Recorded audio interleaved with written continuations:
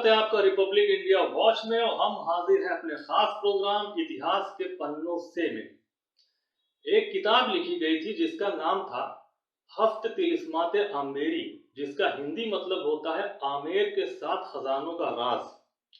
फारसी जबान में लिखी गई इस किताब में बताया गया था कि आमेर में 7 तालाबों के नीचे 7 खजाने छिपे हैं। जब अंग्रेजों का राज आया तो उन्होंने भी काफी कोशिश की, लेकिन ये खजाना कभी नहीं मिला। उसके बाद आपातकाल के समय भारत सरकार ने फिर से ये प्रयास शुरू किए और फिर एक आधुनिक अंदाज में पूर्व प्रधानमंत्री इंदिरा गांधी के नेतृत्व में ये काम शुरू हुआ। आमेर किला और जयगढ़ किला सुरंग से आपस में मिले हुए थे। विभाजन के बाद आमेर किला भारत सरकार ने अपने अधीन ले लिया था। जयगढ़ किला राज परिवार के पास ही रहा। बताया जाता है कि जयगढ़ किले में खजाना दफन था। इस खजाने की हकीकत 500 साल पीछे के इतिहास में छिपी है।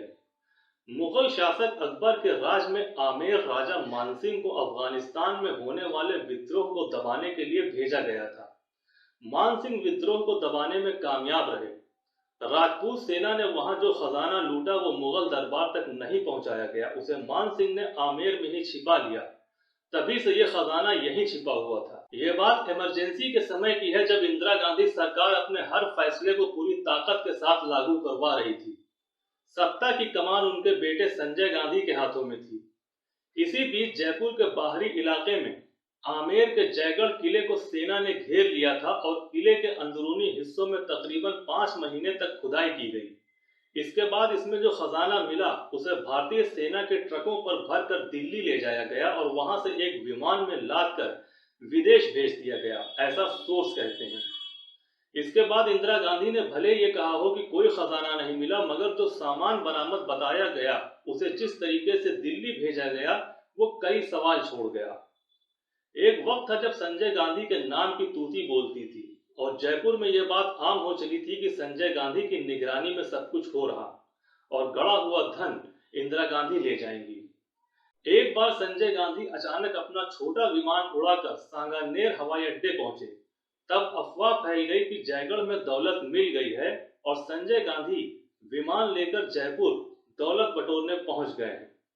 सेना के आला अफसर 1-2 बार निरीक्षण के लिए जयगढ़ आए और आसपास हेलीकॉप्टर से लैंडिंग की तो यह अफवाह और भी तेजी से फैली कि जयगढ़ में दौलत मिल चुकी है और सेना के हेलीकॉप्टर इंदिरा गांधी और संजय गांधी के आदेश पर माल दिल्ली ले जाने के लिए तैयार है। खुदाई पूरी होने के बाद यह बताया गया कि महज 230 किलो चांदी का सामान ही मिला है।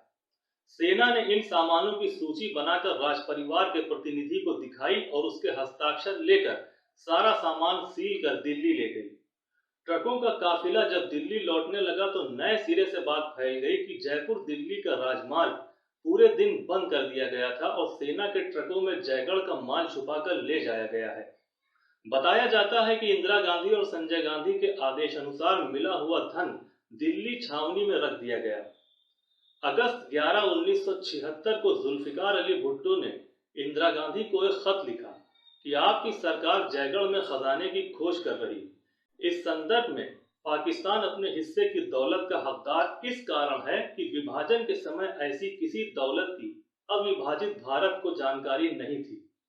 विभाजन के पूर्व के समझौते के अनुसार जयगढ़ की दौलत पर पाकिस्तान का हिस्सा बनता है। भुट्टो ने लिखा था कि पाकिस्तान को यह पूरी आशा है कि खोज और खुदाई के बाद मिली दौलत पर पाकिस्तान का जो हिस्सा बनता है वो उसे बगैर किसी शर्तों के दे दिया जाएगा। इंदिरा गांधी ने अगस्त में आई जुल्फिकार अली भुट्टो की चिट्ठी का जवाब भी नहीं दिया। इसके बाद आयकर, भू सर्वेक्षण विभाग, केंद्रीय सार्वजनिक निर्माण विभाग और अन्य विभिन्न विभागों को जब खोज में कोई सफलता नहीं मिली तो इंदिरा गांधी ने खोज का काम सेना को सौंप दिया। लेकिन जब जयगढ़ से सेना भी खाली हाथ लौट आई तब इंदिरा गांधी ने 31 दिसंबर 1976 को भुट्टो को लिखे अपने जवाब में कहा कि उन्होंने विधि विशेषज्ञों को पाकिस्तान के दावे के औचित्य की जांच के लिए कहा था। विशेषज्ञों की राय है कि पाकिस्तान का कोई दावा ही नहीं बनता है। इंदिरा गांधी ने यह भी लिखा कि जयगढ़ में खजाने के नाम पर कोई चीज नहीं मिली, लेकिन अरबी पुस्तक तिलिस्मात आमेरी में लिखा है कि जयगढ़ में 7 टांकों के बीच हिफाजत से दौलत छुपाई गई थी। शायद इसी किताब के हवाले से भी पाकिस्तान ने दावा किया होगा।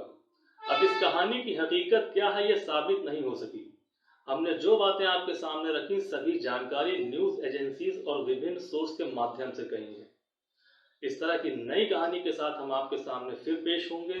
हमारे चैनल को लाइक शेयर और सब्सक्राइब करना न भूलें। जय हिंद।